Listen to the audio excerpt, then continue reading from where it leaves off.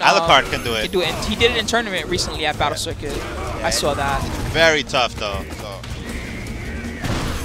And this matchup, a lot of people say that it's actually very bad for Zangief. So the Abigail does have a lead right now, but it is Snake Eyez. I don't know how familiar he is with the matchup. Finds the V trigger, goes for the reset. Woo, woo, woo. Uh-oh. We got these? No. So, and that should be the punish. Goes for the heavy SPD and closes out the round. But it was looking kind of scary in the beginning of that round. It looks like Snake Eyez doesn't have a good feel for this Abigail player yet. And that's going to be a lot of the times with Abigail matches because he's still a new character. He's only been out for like a month and a half. And who knows like the full extent of like different play styles that could work with him or what techniques. So nice punish there from Snake Eyez. And decides to flex. Interesting wow, decision the muscle there. buster worked there. Nice parry. This is what scares everybody the most when Abigail has you in the corner and he starts charging those unblockable punches. And command grab hurts as well. A lot of players don't have proper answers yet. From what I hear, you're supposed to jump forward. It's kind of like the least risky option. Okay, but you know, people are still a little bit unsure. So the Abigail player Xaul, he's kind of taking advantage of that. He managed to sneak around off of Snake Eyez. Just like that, V triggers back into play. This is where Abigail is most dangerous. Wow, armored it. That was sick. Nice use of the EX bear grab from Snake Eyez there. Take a hit of armor. And Snake Eyez just thinking back. He wants no part of that V trigger. Nice. Solid. Wow, that did a chunk. Yeah. Nice use of the armor from Snake Eyez to absorb both hits of the overhead flip, and then he punished with a SPD. So I think this is more player experience than matchup experience going on right now, because Snake Eyez doesn't really look like he has solid answers for everything that Abigail is trying to do. But he's just kind of playing patient and letting this Abigail player hang himself. There he found a good way to nice fake out too. Okay, so nice jump in from Snake Eyez there. He's trying to make Xaul second guess himself, and it's working. And just like that, it looks like whatever adjustment Snake Eyez made is working out for him because he has a huge lead now. Links all day. And that actually is one of Abigail's weaknesses, that he has very slow buttons and he only has one 4-frame attack, which is the crouching light kick. So if you manage to get him in the corner, he can get mixed up really bad. But you know, he does have high health, so he can take a couple of hits before he's in that position. But Snake Eyez definitely has a read on him now. Next hit is going to stun.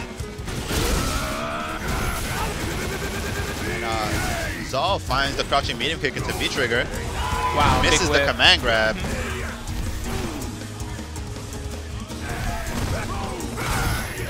Nice punish there with the armor. And he's so good at that. Yeah, excellent use of the flex from Snake Eyez. Uses the armor to absorb some hits. Punishes with the SPD. And like I said, it just looked like Snake Eyez' experience in the match and as a player is really what came into play in that matchup there. Because, yeah, it seems that he waited a lot for like, hey, I want, you know, this move that I recognize, or cool, he did the rush up move. Now I'm gonna go for my neutral jump. Yeah. He's played that well. Good stuff, Snake. Snake Eyez. Once again, guys, you guys are watching East Coast Throwdown 2017 edition. We got lots more Street Fighter V action coming up. Gonna be doing SFV for quite a while here on the stream. And thanks everybody that's here joining us. Hope you guys are having a good time. Who we got next? I see someone sitting down.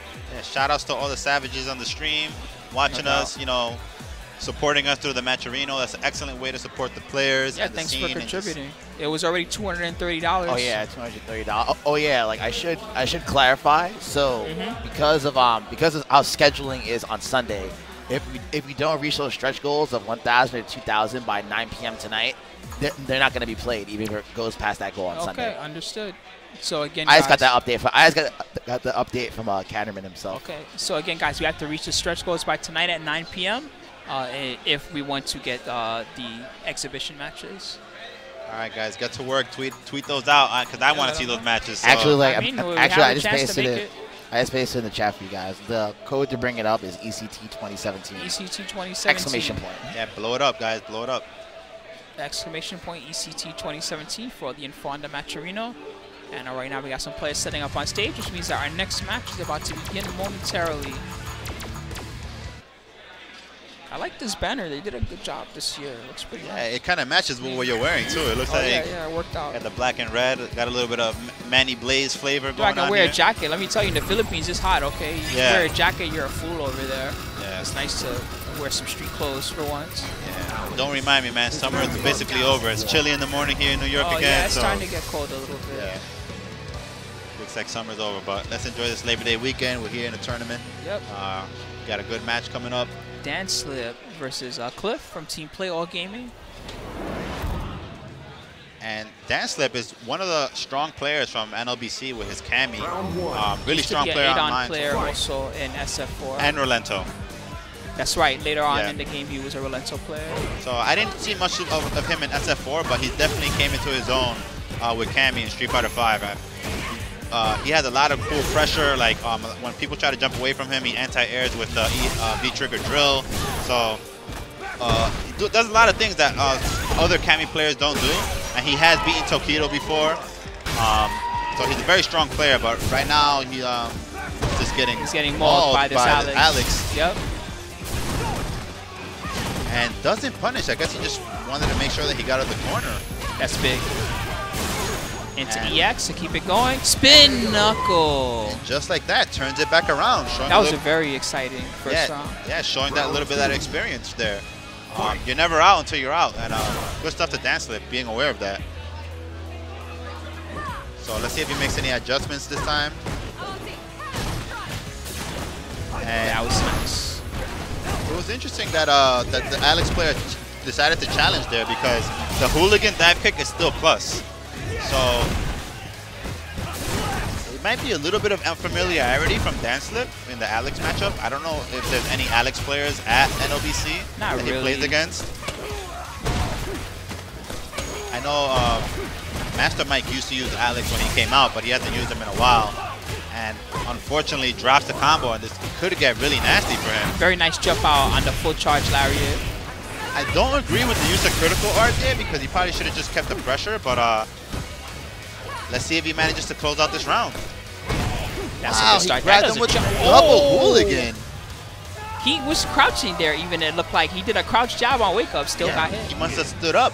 He probably, you know, thought that he was going to do a dive kick or something and decided to try to stand up at the last moment and just got grabbed. That sucks. It's weird that Danslip even attempted that. That was very strange. 2 chunks of life for that, too. I guess he knew it was going to work. Maybe he does know something about the Alex matchup. Tricky. Good stuff to Danslip, stealing both those rounds where he was down by a lot. Drops his combo, and PAG Cliff punishes with a command throw. Could have got a little bit more than that, but maybe he wanted a specific setup. And going for some more command throws now. Good backdash there from Danslip. Punishes the V-trigger combo. And has him in the corner, and maybe one more stun. EX. One more hit is going to kill. Wow, and he's just throwing out that hooligan throw. You know, if it keeps working, why change it up? He must know something about that. That move is not that good, obviously, which is if you're wondering why Javits is so amazed that he's landing it like that. Yeah, that's a command throw that you can crouch. And it doesn't have a lot of recovery, so it's not crazy risky, but it's not really a move that you should be getting hit by because dive kick is not an overhead. So it's just kind of unawareness from Cliff. There's no mix-up with that option. Exactly. It's just you can down back when you see it. And Danslip will take it 2-0. And Danslip is the type of player that he rides well with momentum. So he smelled blood and he just kept attacking and he went for it. He saw that Cliff didn't really have any good answers for him once he got those hooligan throws in. kind of probably threw off Cliff a little bit, like, man, why am I getting hit Why am by I getting this? hit by this stupid hooligan throw thing? Yeah. That does too much damage. And that was it. Good stuff to Danslip. You know what they say in fighting games? Sometimes the dumb move is the smart move if it works. You know what I mean? Let's go. And now we have a match of heavy hitters right now. We got Kreymore versus Japan's own Nemo, representing Alienware. Is this to get out of their pool? Do you know, Arturo? I'm gonna guess this is. I would assume this is very far in their pool if it's not to get out. All right. So let me look at it. Oops. My windows. You gotta turn those window sounds off, dog. That's one of the first things that you disable. Blowing up. Yep. 101, sir. Sensei Spooky hitting It's okay, Arturo don't with worry. the knowledge. I'm just gonna like choke Arturo for like 5 hours and be like, look at all these things that you do wrong on your computer. But I just haven't had time to do it yet because I'm still recovering from coming back from Philippines. But soon. Yeah. Spooky's warming up that belt for later. Spooky's back to show me how free I am. Basically. No, it's alright. You're doing pretty good, man. Not for nothing. Doing okay. There are some improvements that could be made. That's all. There's winners finals. Winners finals of their pool. All right. All right. So both of these players going deep in their pool as expected. I think Kreymore is the underdog in this right now, but he does have a very strong Kolin, and I don't know how well Nemo is in this matchup. I don't see this. You don't see this matchup happen very often at all. There aren't that many Kolin players. So let's see what if an upset is gonna happen, this is around the spot where an upset would happen. Yeah. You have the right situation. Kreymore, typically underrated player, new character that even Nemo may not be that familiar with, and you have the Gal theme that goes with everything. Nemo off to a big lead right now. Has him in the corner, and Nexa is gonna get the stun. Actually, it was fortunate that that throw did not stun because Kreymore would be basically dead if it did. Yeah, but one of the things about the way stun works in Street Fighter is that if a character gets you to keep blocking, your stun meter will not go down. So Nemo was aware of that, and the stun has stayed high this whole time. He needs something big here. Does have a trigger available. And Nemo tried to punish the light hands, but the crouching jab didn't reach. It's big. And Kreymore working on a comeback here. Reversal to get away.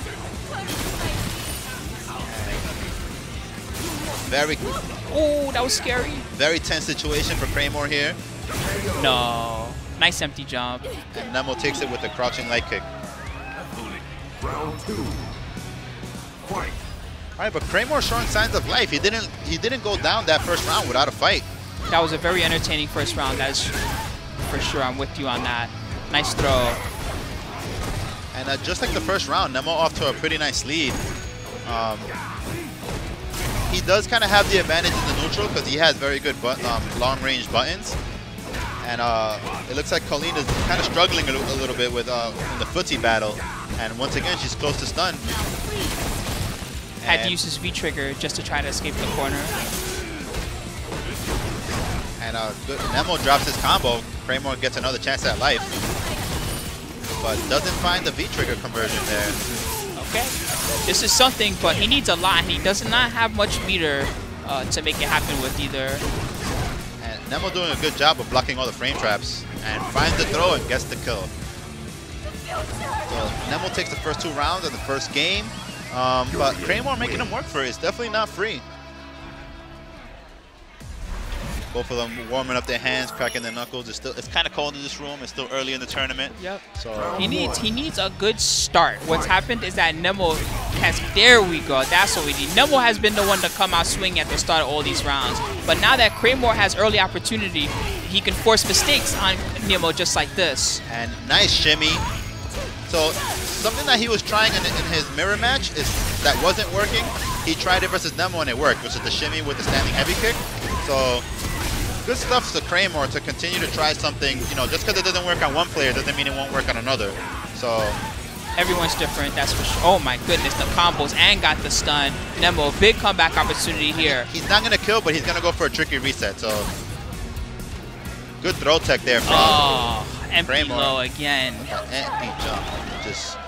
Nemo just finds that hit and just makes it count. Once he has you back in that corner, it's just devastating. And it's really scary when you're fighting a Urien that's using charged heavy punch, because if you run into that, it's going to be a nasty combo. And Nemo going with a more rushdown approach now. He's dashing up, doing the jabs. Trying to get back in there with some headbutts. Yeah, he's definitely playing a lot more aggressive down the last time, because I think he noticed how the last round went, where I think he's seen what aggressive. Kreymore can do, and he's realized, oh, this is going to kill, isn't it? Jeez, barely. Just barely.